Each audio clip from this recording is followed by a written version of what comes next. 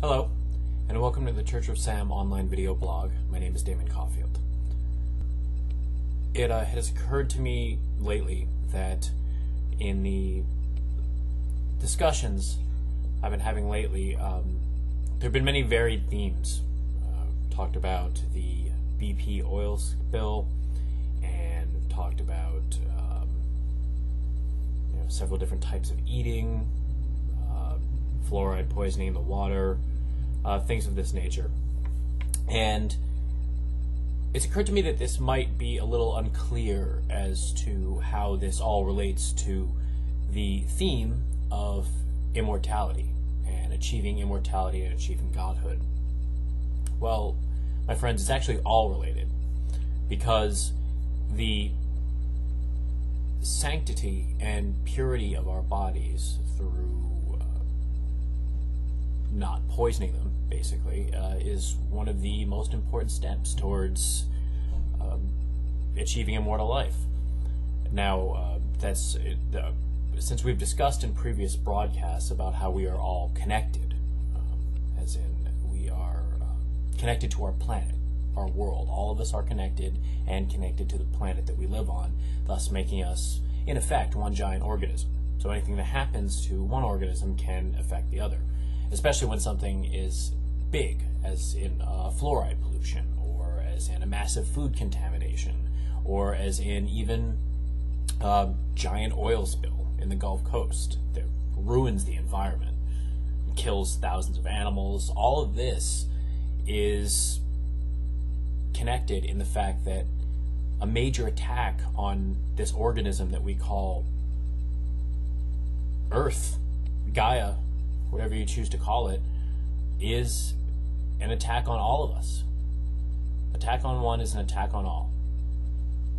Just like a cell, a single cell in the body that gets infected with a virus, and that virus spreads eventually killing the body. There's no difference between us, our relation to the rest of humanity, and Earth. So, with that in mind, and circling back around to the theme of immortality, I would like to, in the next few sessions, talk about the psychological state, if you will, the mental state of what it means to be an immortal. Now, one of the most interesting things that occurred to me lately is that an immortal, such as Mr. Sam Bailey, has lived for 600 years and would start to see patterns in behaviors, in historical events. As most of us know the old saying, those who do not know history are doomed to repeat it. So that might be indicative of a larger pattern in history itself, in human behavior, in the cycle of the planet, the cycle of life. One would think that after living for hundreds of years, as Mr. Bailey has, that you would start to see patterns, just things that pop up that are just similar, that happen time and time and time again.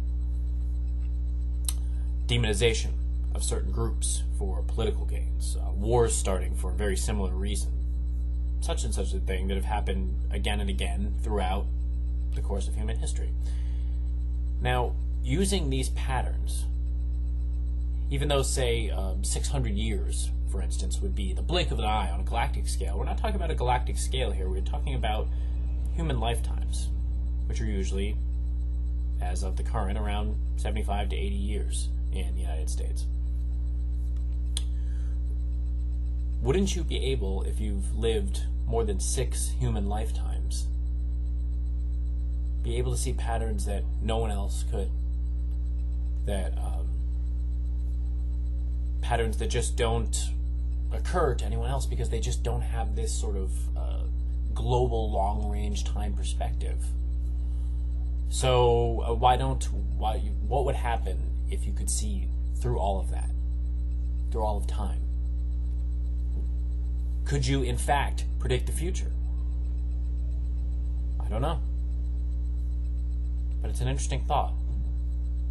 Many historians could have predicted the economic collapse, an economic historian. In fact, there were economic historians and scholars before the current economic housing market collapse that were predicting this to come about.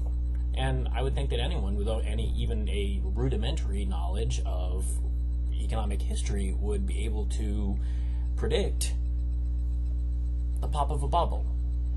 It happened less than 10 years before the current economic crisis with the tech market. Bubble burst there. And, we had in the 1930s the Great Depression. Many of, the recession which has been compared to our current Great Recession. And that was a pattern that was established over those 70, 80 years or so. It happens time and time again.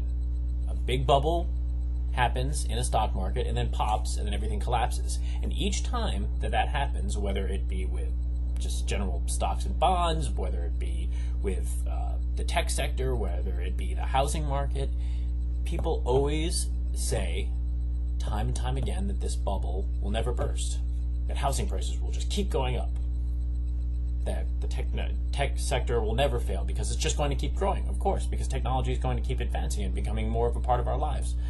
Why would the bubble ever burst there? People are always going to need houses. Houses are going to become more valuable as people fill up the planet. But yet, once again, the pattern reestablished itself. People get greedy, shortcuts are taken on investments, and then boom, it pops. So that's a pattern that a historian could see in history. Wars start often, as World War II did, because of groups, certain groups being oppressed or downtrodden, such as the reparations, the harsh reparations that Germany was forced to repay after World War I. This stoked an anger which was exploited by men like Adolf Hitler, who were able to turn the nation's mindset towards an aggressive stance, which ended up starting the Second World War. And this has happened time and time again, and still happens today in Iran. It has happened in Iraq. It's happened in Bosnia. It happens again and again and again. The same patterns. Wars start for very similar reasons. And if only you could see those patterns, then you could predict the future, especially if you had 600 years of looking at those patterns. It's just like looking at somebody who's younger than you and seeing them go through the exact same things that you did, make the same mistakes that you did. Interesting. Well, I encourage our followers to write in and discuss this. You could leave a comment here if you just on say YouTube. You could leave a comment here on our site, thechurchofsam.org, or any other place that you can contact us. That could be on the Twitter, that could be on Facebook, any of our myriad of sites that you can contact us through. I would be very interested to hear your comments on the subject of possibly would an immortal who had lived hundreds of years be able to see patterns in history that would allow them to predict the future. Thank you once again for listening. My name is Damon Caulfield, and this has been the Church of Sam online video blog. Be well, my friends.